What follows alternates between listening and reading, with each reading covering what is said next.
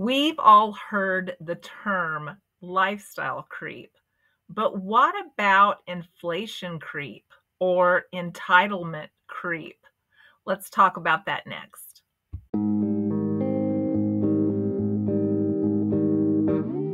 Hi everyone, I'm Bonita. I'm from Pennies to Dollars and I am a rural Kansan. I retired early at the end of October. I just spent the winter in the Rio Grande Valley in Texas living in my RV, and I talk a lot about frugal living, saving money, cutting expenses, and living your best life on less, which is exactly what I'm doing. And a big part of that is because I was able to put money back, work hard for about 40 years of my life, and save money while raising 6 kids in the rural area of Kansas.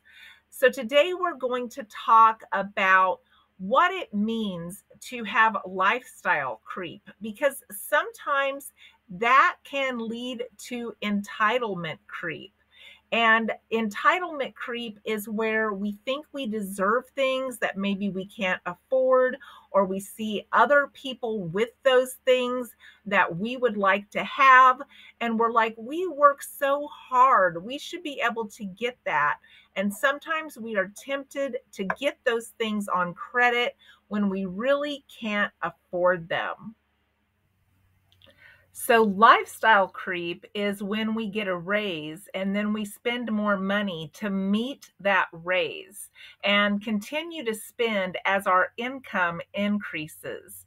And a lot of times, this makes it difficult later on. And we're going to talk about that today because sometimes standards will rise during that lifestyle creep, and then once those standards rise, we don't want to come back down to live the way we were living before.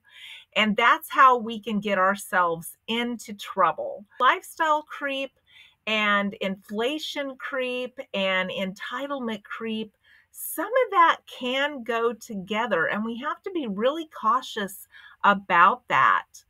So, inflation creep is where we are seeing the prices continue to go up, kind of like the gas prices have gone up over the last many, many years.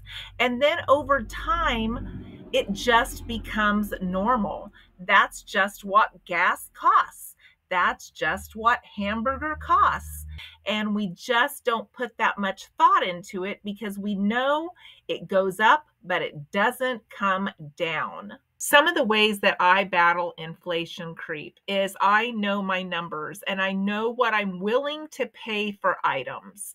I use what I have around the house, in the freezer, in the refrigerator, in the pantry, in my storage area, in the back room, and I just supplement with sales, things I can get good rebates on, things that are a good price, specials, clearance. I use my digital coupons, and I know at any given time what I'm willing to pay for stuff, and I wait to get those prices.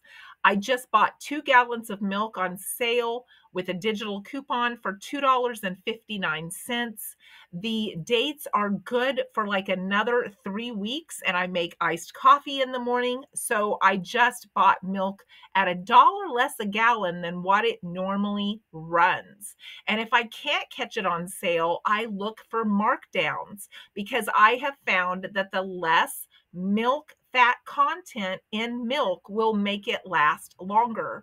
So I have switched to skim milk to put in my coffee because I don't need the extra calories, and that milk will last longer even if it's marked down. So I use little tricks like that to get the deals that I need and the deals that I want, because quite honestly, I am not willing to pay certain amounts for things just because that's what they cost.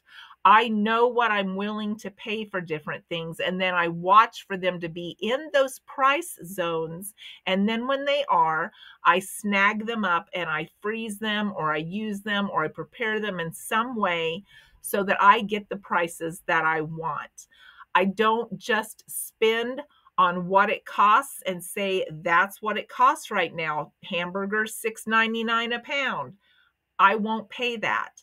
I will switch to a different type of meat. I will switch to a different product until I can catch the hamburger at the price zone that I'm willing to pay. And that's some of the ways that I battle inflation creep.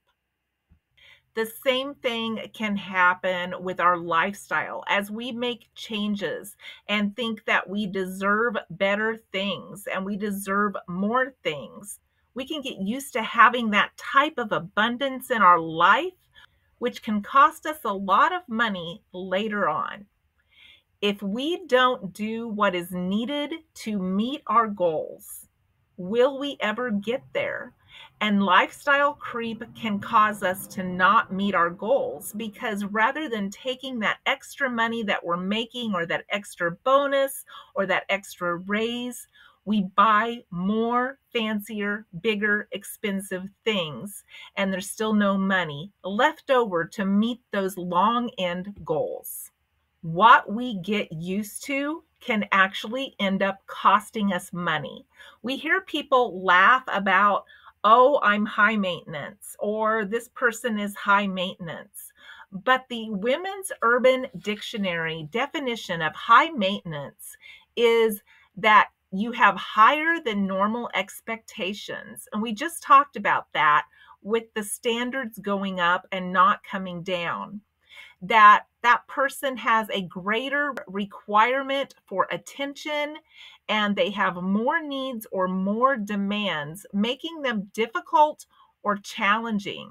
I don't think any of us want to be known as difficult or challenging, but that's actually what the definition of high maintenance means. Sometimes people think that I go without, but I really do not go without.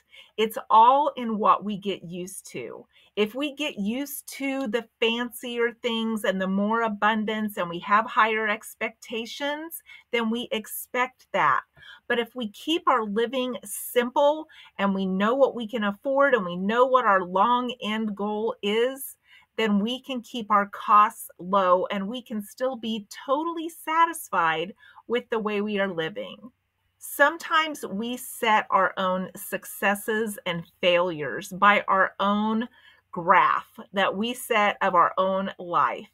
But I ask you, if we are feeding our children and paying our bills and living simply and putting money in savings, is that really a failure? I think that is a success. So it's all in how we look at what those expectations are of our life and what we want that end goal to look like. Sometimes I hear that response of, I'm not going to go without that. I'm not going to go without cable TV. I'm not going to go without fancy vacations. I'm not going to go without anything. And not going without anything now sometimes makes it harder on us later. But those are hard lessons that we all have to learn. I actually saw a guy on TikTok the other day who had a pool put into his house because he thought he deserved a pool. He couldn't afford the pool. And when they were calling, wanting to know where his payments were, he was just flippant and he said, come get it. And he knew that they couldn't. But people were telling him they will put a lien on your house. And he says, I don't care. I'm not moving. The long end goal wasn't in sight for him. And he thought that he was being clever by getting what he wanted and not having to pay for it. But by doing those things, his end goal just got a lot farther and probably out of reach. That's a perfect example of entitlement creep. He thought he was entitled to the pool whether or not he could afford it. But entitlement creep can come in a lot smaller capacity than that. It can come as us eating out every day at lunch, but we really can't afford it. It can come as little as getting that $7 coffee every day for breakfast when we really can't afford it. a lot of those little entitlements can actually add up to wrecking our end goal. And it's hard for us to see that sometimes. I remember when I was in my 20s, I thought, I've got years to pay stuff off. I've got years to worry about this. But it sneaks up on us faster than we think. And before we know it, hey, we're 57, we're 58, we're thinking about retiring, but we wrecked our end goal with all of those things we thought we were entitled to early on. So it's just something to think about. And as I have seen marketing on buying the newest, best, fastest, most convenient things, it just makes me think about how those things progress and how we purchase these things. And then over time, maybe we wish later, hey, I wish I hadn't bought so many of those things because I'd be in a better place right now if I hadn't. We have to keep those goals in mind, and they need to be reachable, and they need to be important enough that sometimes we're willing to go without some normal common things now so that we can do the things that we want later, and so we can have that security and that safety net later. We can get caught up in expectations of us or what we have or how we are spending our money. I recently had someone from social media judge me on the fact that I have liability only on my car. My car is paid for. It is perfectly legal to have liability only on my car, but they thought it should always be full coverage. So it's very easy for people to judge you and say you aren't spending your dollar right. But only we can make that decision for us because we're the only ones that know what we really want out of this life and what we really want our life to look like. And having other people tell us how to spend our money is just careless on their part. So I want to encourage you on this channel to make your own decisions based on your own goals. Don't let other people make you feel like you're not living your best life when you feel like you are. For me, my best life is simple retirement living, vacationing, and being able to afford to do that. Doing frugal living tips around the house and tricks that save us money in areas that don't matter so that we have extra money to spend where it does. Stretching my dollars, learning how to spend less and save more, and how to do more homesteading activities. I love doing those things. I think they are fun, and I hope that you do too if you are here joining me today. So let's not let that lifestyle creep, that inflation creep, and that entitlement creep stop us from living our dreams. So I just wanted to go over my points today. What we get used to can cost us money.